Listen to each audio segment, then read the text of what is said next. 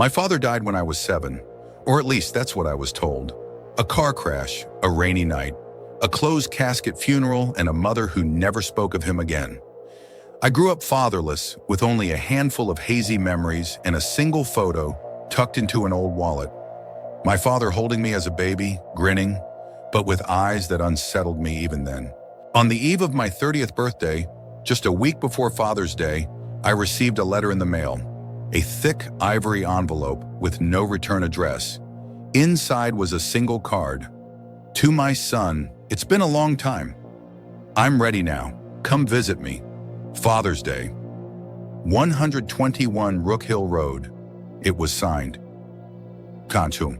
At first I thought it was a prank, but the handwriting, it was the same as on the back of that photo. I stared at the address for hours before deciding to go. I had to know. If it was fake, fine. If it wasn't, what if my father wasn't dead? The house at 121 Rook Hill Road looked like it had been abandoned for decades. Hidden deep in the woods, surrounded by blackened trees and silence that hummed with wrongness.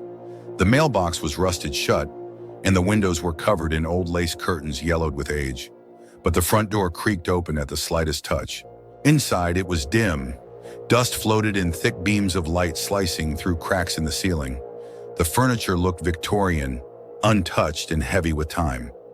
On the hallway table sat a framed photo of me as a child, a photo I'd never seen before.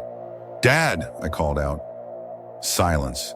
Then from deep within the house, I heard a sound, the creak of a chair, and someone humming a lullaby I hadn't heard in 23 years. I followed the sound down a hallway that grew darker with every step. The walls seemed to pulse and the humming grew louder, deeper. Then I reached a study. Inside, a figure sat in a rocking chair facing the fireplace. "Dad?" The figure slowly turned, and I swear to God he hadn't aged a day. "My boy," he said, rising from the chair. "You came, after all these years." I stood frozen. The man in front of me looked like he had just stepped out of that old photo. Same shaggy beard, same sharp, intense eyes. "You died," I stammered. "No," he said. "I left. I had to, for your safety and mine." He invited me to sit. He poured tea. The clock above the fireplace read 6:06 p.m. and didn't tick. Everything about the room felt suspended in time. "I've been waiting," he said. "The others didn't come back." "Others?" He smiled sadly. "My children. You weren't the only one, but you were the only one to answer the invitation." My stomach twisted. He reached under the table and pulled out a small wooden box. "It's time for your gift." Inside the box was a straight razor. "Every father gives something to his son," he whispered. "My father gave me this. His father gave it to him. It's tradition." The air grew colder. The shadows on the walls seemed to flicker like they were alive. "I don't want it," I said, standing up. But he stood too, blocking the door. "It's not a choice," he said. He lunged. I ducked, knocking over the table. The razor slid across the floor. I ran, but the hallways were longer now, twisted. The walls seemed to breathe. A picture frame blinked at me as I passed. I found the stairs and bolted up. Behind me, I heard my father's voice, calm and steady. "You cannot break blood, son. You are part of the house now." I slammed a bedroom door behind me. Inside were dozens of portraits on the wall. Children, teens, all looked like me. Under each was a name carved into the wood. Micah, 1981, Eli, 1990, Sam, 2002, and then I saw it. You, 2025. I backed away. The bed behind me groaned, and from beneath it, something whispered, "Father waits." I escaped out the window and landed in overgrown weeds. I ran around the house until I found the basement entrance. Its door wide open, darkness yawning like a throat. I don't know why I went in. Maybe I thought I'd find answers. Maybe I was just tired of running.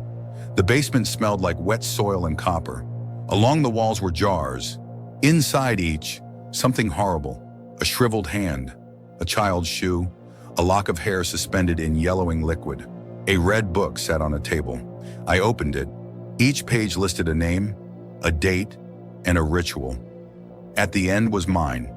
June 15th, 2025. The blood sun returns. Right? The gift, the binding, the offering. The lights flickered, and then I saw him at the top of the stairs. "You were always my favorite," he said. He began descending, razor in hand. I ran deeper. The walls closed in. I found a narrow tunnel that led underground. The earth pulsed around me, warm and wet like the inside of a throat. The deeper I went, the louder I heard it. The chanting, voices in unison, whispering the same line. A father gives, a son obeys. I burst into a chamber. In the center, a stone altar. Chained to the altar was a boy, no older than 10. His eyes looked like mine. He whispered, "Help me."